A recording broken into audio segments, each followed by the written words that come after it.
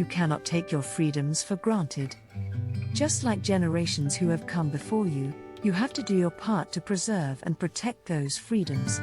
You need to be preparing yourself to add your voice to our national conversation. You need to prepare yourself to be informed and engaged as a citizen, to serve and to lead, to stand up for our proud American values and to honor them in your daily lives. If we want maturity, we have to be mature.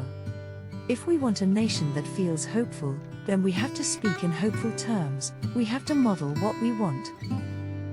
I want our young people to know that they matter, that they belong. So don't be afraid. You hear me, young people? Don't be afraid. Be focused. Be determined. Be hopeful. Be empowered.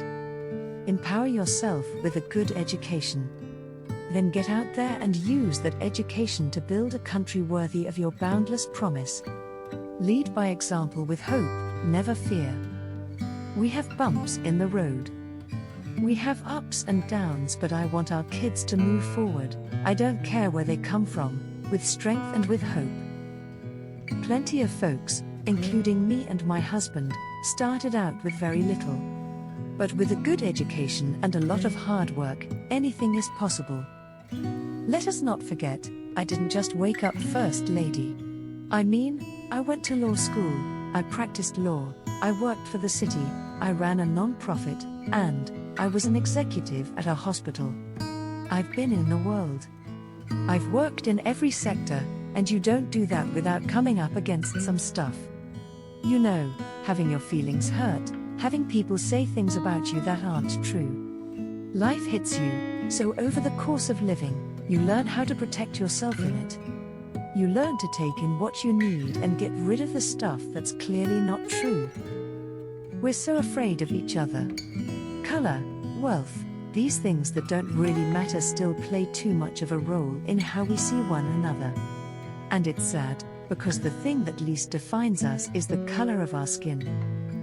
I will always be engaged in some way in public service and public life. The minute I left my corporate law firm to work for the city, I never looked back. I've always felt very alive using my gifts and talents to help other people. I sleep better at night. I'm happier. Do not ever let anyone make you feel like you don't matter, or like you don't have a place in our American story, because you do. And you have a right to be exactly who you are. I'm not done. I'm too young to stop. When someone is cruel or acts like a bully, you don't stoop to their level. No, our motto is, when they go low, we go high. Whether you come from a council estate or a country estate, your success will be determined by your own confidence and fortitude. Your story is what you have, what you will always have. It is something to own. Am I good enough? Yes, I am.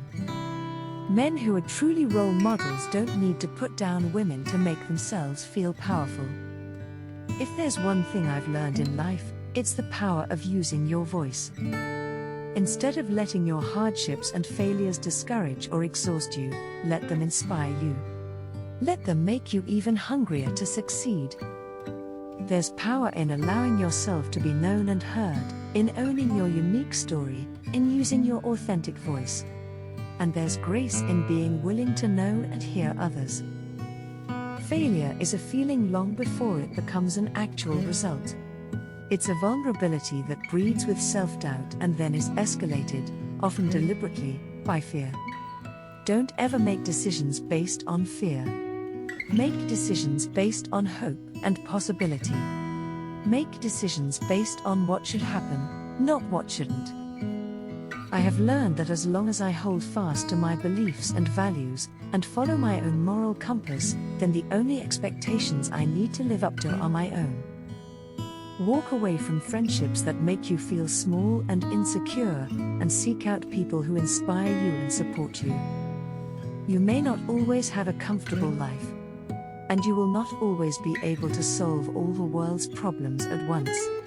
But don't ever underestimate the impact you can have, because history has shown us that courage can be contagious, and hope can take on a life of its own. The one way to get me to work my hardest was to doubt me. Success isn't about how much money you make, it's about the difference you make in people's lives. Just do what works for you, because there will always be someone who thinks differently. Reach for partners that make you better. Do not bring people into your life who weigh you down. Good relationships feel good. They feel right. They don't hurt.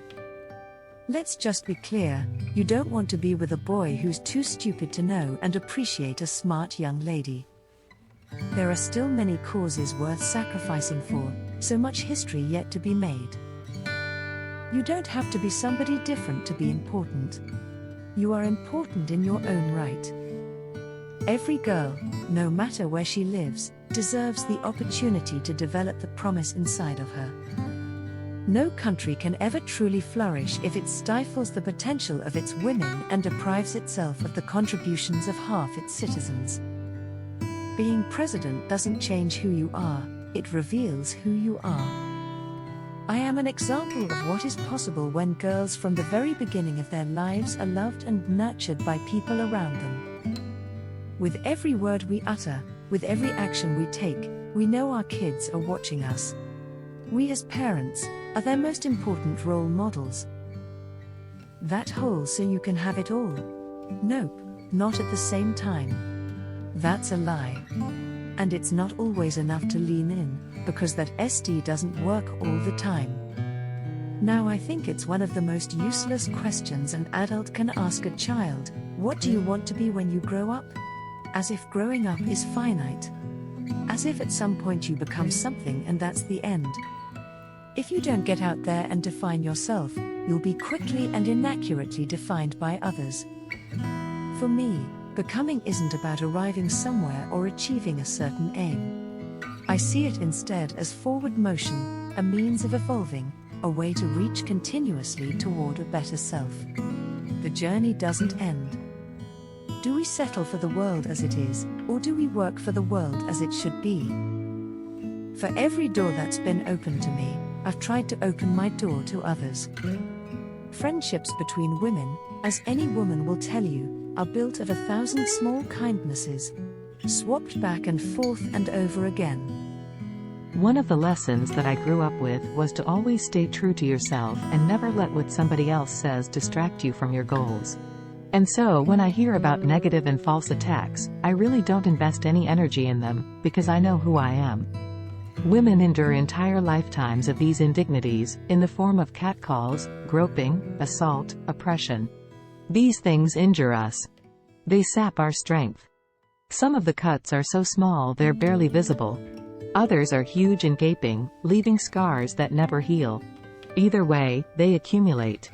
We carry them everywhere, to and from school and work, at home while raising our children, at our places of worship, anytime we try to advance.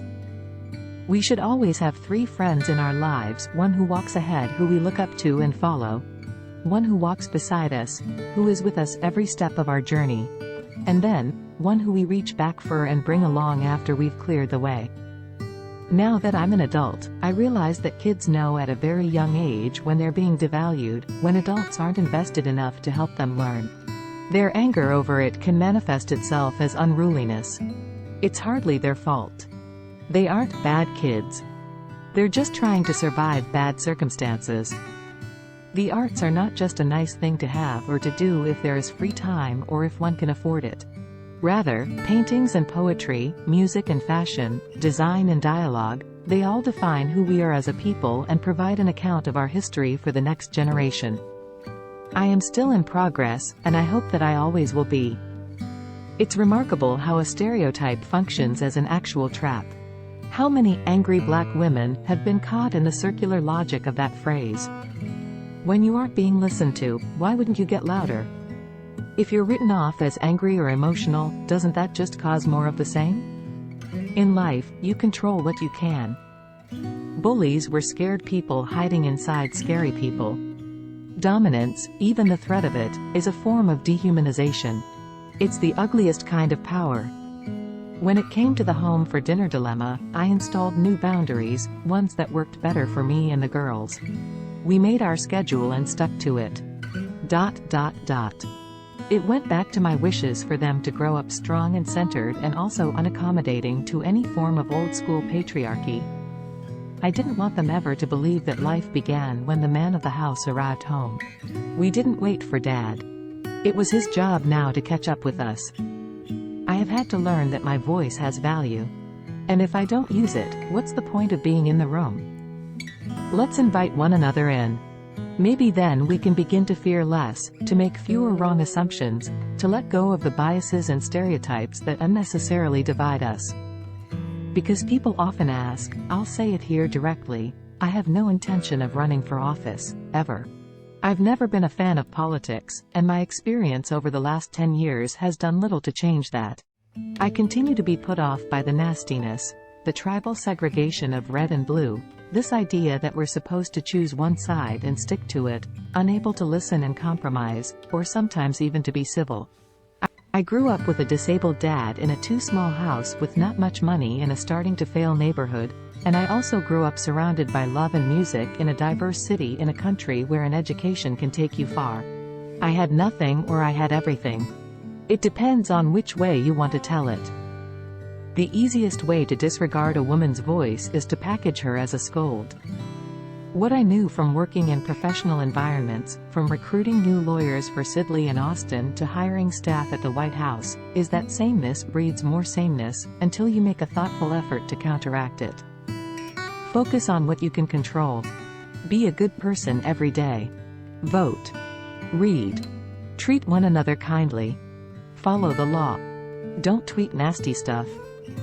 It's a sensation I've come to love as I've traveled more, the way a new place signals itself instantly and without pretense.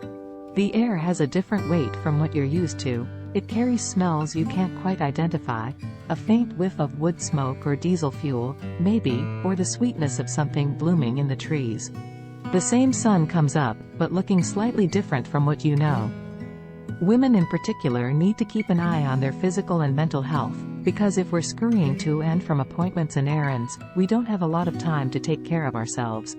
We need to do a better job of putting ourselves higher on our own to-do list. No one, I realized, was going to look out for me unless I pushed for it. Kids wake up each day believing in the goodness of things, in the magic of what might be. They're uncynical, believers at their core. We owe it to them to stay strong and keep working to create a more fair and humane world. For them, we need to remain both tough and hopeful, to acknowledge that there's more growing to be done. You don't really know how attached you are until you move away, until you've experienced what it means to be dislodged, a cork floating on the ocean of another place. Grief and resilience live together. Barack and I were raised with so many of the same values, like you work hard for what you want in life. That your word is your bond, that you do what you say you're going to do. That you treat people with dignity and respect, even if you don't know them and even if you don't agree with them. I knew from my own life experience that when someone shows genuine interest in your learning and development, even if only for 10 minutes in a busy day, it matters. It matters especially for women, for minorities, for anyone society is quick to overlook. Since stepping reluctantly into public life, I've been held up as the most powerful woman in the world and taken down as an angry black woman. I've wanted to ask my detractors which part of that phrase matters to them the most. Is it angry, or black, or woman?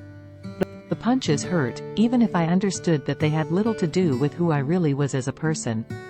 My mother maintained the sort of parental mindset that I now recognize as brilliant and nearly impossible to emulate, kind of unflappable Zen neutrality. She wasn't quick to judge and she wasn't quick to meddle. Instead, she monitored our moods and bore benevolent witness to whatever travails or triumphs a day might bring.